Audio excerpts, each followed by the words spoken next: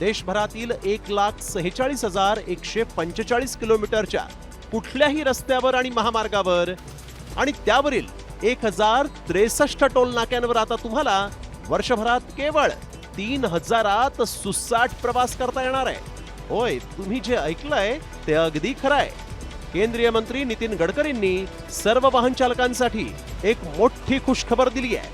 त्यांनी नेमकं काय म्हटलंय पाहूया. जो सिस्टम हम लोग ला रहे हैं उसके बाद टोल नाके पे जैसे रुकना पड़ता था, रुकने की भी जरूरत नहीं पड़ेगी. ये स्कीम केवल नेशनल हाईवे के लिए है क्योंकि वही हमारा अधिकार है. बाकी रोड जो स्टेट के होते हैं उसके ऊपर ये लागू होने का प्रश्न ही नहीं होता. 15 ऑगस्ट पासून फास्टॅगची ही वार्षिक पास योजना सुरू होणार आहे.